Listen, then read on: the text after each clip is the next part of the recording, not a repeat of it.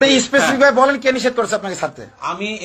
আমি অধিদপ্তরের ক্লিয়ারেন্স পাইনি, সোজা কথা। কোন অধিদপ্তরের ক্লিয়ারেন্স? আমার কারা অধিদপ্তরের যে তত্ত্বাবধানে আমরা বন্দীগুলোকে মানে বিশেষ বন্দির ক্ষেত্রে যে সিদ্ধান্তগুলো হয়, সাধারণ বন্দির ক্ষেত্রে প্রশ্ন নেই। যখন কোনো বন্দী বিশেষ বন্দী হিসেবে আমাদের কাছে থাকেন, তখন আমাদের অধিদপ্তরের নির্দেশনা আছে, আমরা সে সকল বন্দির বিষয়গুলি নিয়ে আমরা বিভিন্ন মহল, বিভিন্ন এজেন্সির সাথে যোগাযোগ করার নির্দেশনা আছে।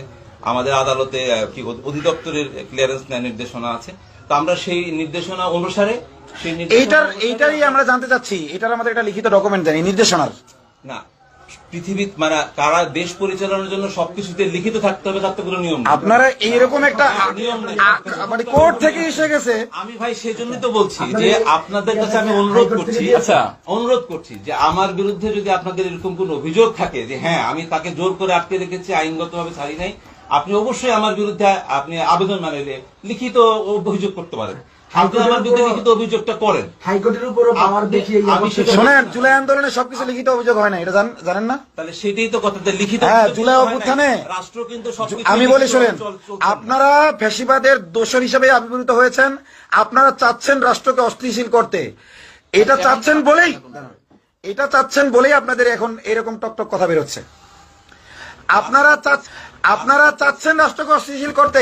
শোনেন, ওই আমরা মনে করি ওই কুমিল্লার ঘটনা, তারপর চট্টগ্রাম যা ঘটেছে, মাঝে মাঝে ঝটিকা মিছিল হচ্ছে, এবং আপনাদের এই আচরণগুলো, এগুলো সব একই সূত্রে গাথা। অবশ্যই এগুলো সব একই সূত্রে গাথা। কার নির্দেশনা? আপনার কার নির্দেশনা যাচ্ছে? আমার অধিদপ্তরের নির্দেশনা যাচ্ছে, আমার প্রিজন্স ডাইরেক্টরেটের নির্দেশনা। তার নাম্বার দেন, আমরা কথা বলি। হ্যাঁ অবশ্যই নাম্বার দেন, এখানে বসে নাম্বার তো আপনারা পাবেন, এখনই দেন। না, আপনি দিবেন, আপনি আটকে রেখেছেন আমাদের ভাইকে, আপনি দিবেন। আচ্ছা, আমি আমার অধিদপ্তরের যে নাম্বারগুলি আছে সেই অধিদপ্তরের নাম্বারটা আপনার ওয়েবসাইটে ঢোকেন। না, আমি ঢুকবো না, আপনি দিতে বাধ্য। আচ্ছা, আপনি যোগাযোগ করেন। না, আমি কেন আমার নেট আমি কেন খরচ করবো? আমার এমনি খরচ করবো কেন? এই মুহূর্তে তো আমার মোবাইল নাই, সেই জন্য আমি তার নাম্বারটা পাচ্ছি না, তাহলে আমাকে সময় দিতে হবে। আসসালামু আলাইকুম শেখ। ওয়ালাইকুম আসসালাম। জি, শেখ, আমি এই মুহূর্তে জেলারের সাথে কথা বলতেছি। আমি সরাসরি এখন এই যে জেলারের সাথে কথা বলতেছি, এই যে আমার পেজ থেকে লাইভে আছি আমি। হেফাজতের কেন্দ্রীয় যুগ্ম মহাসচিব এখন ফোন দিয়েছে, কথা বুঝতে পারছেন? শেখ হারুনিজা সাহেব ফোন দিয়েছেন।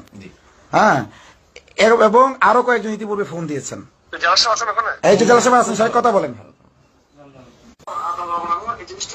জি, যে চাপটা আছে সেটা তো এখান থেকে চাপ আছে।